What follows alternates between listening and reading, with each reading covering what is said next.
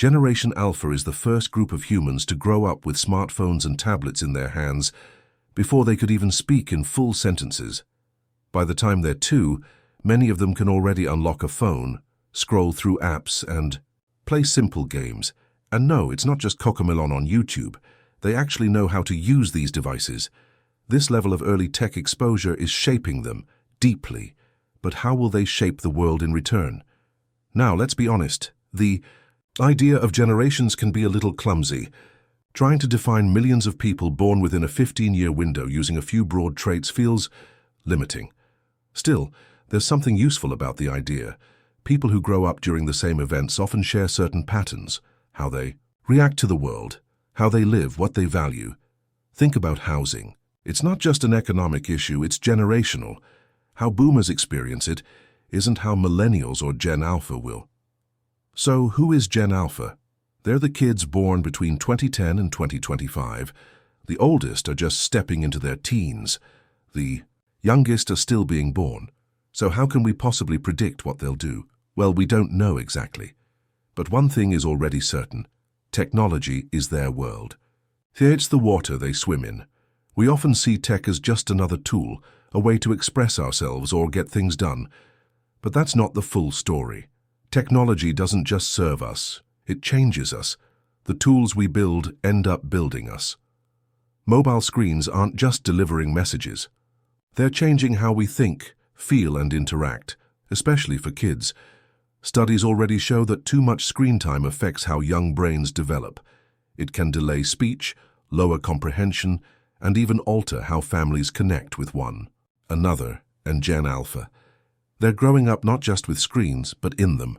Many of them will enter their teens with social media accounts.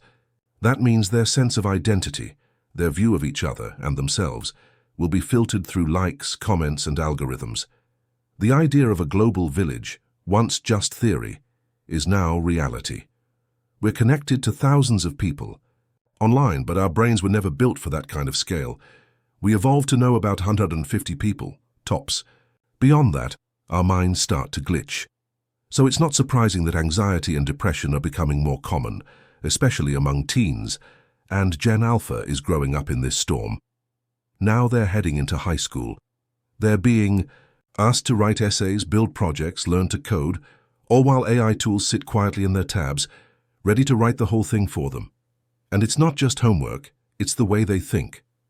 If AI is doing the heavy lifting, if it's guiding their ideas, what happens to creativity, to original thought? We risk raising a generation that skips the hard part, the part where thinking gets shaped. Many Gen Alpha kids also lived through the pandemic during their most critical developmental years. They were isolated.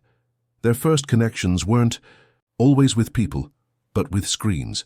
That's made them incredibly tech-savvy, but also in some ways more emotionally fragile.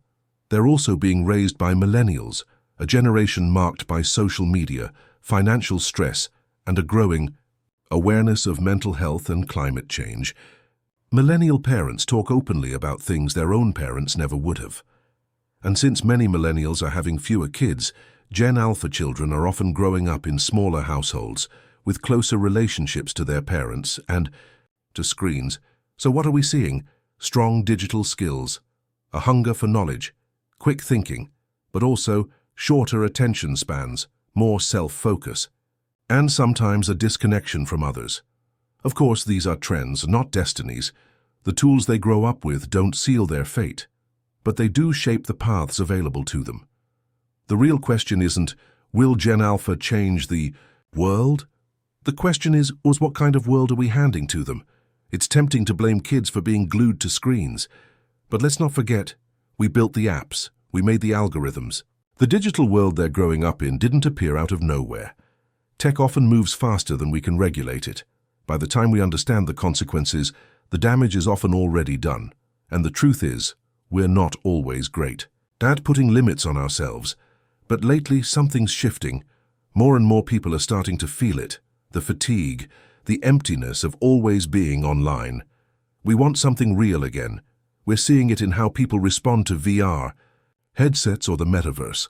Excitement, yes, but also hesitation. Many of us are starting to realize that what's missing isn't more tech, It's connection, that desire, to feel grounded, to belong, to be present. It's still there. It always has been.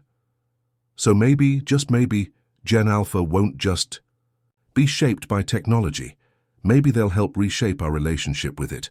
But they can't do it alone. They'll need guidance, boundaries, adults who model something better. Because while resistance is possible, it's harder for a child. They're still learning what matters.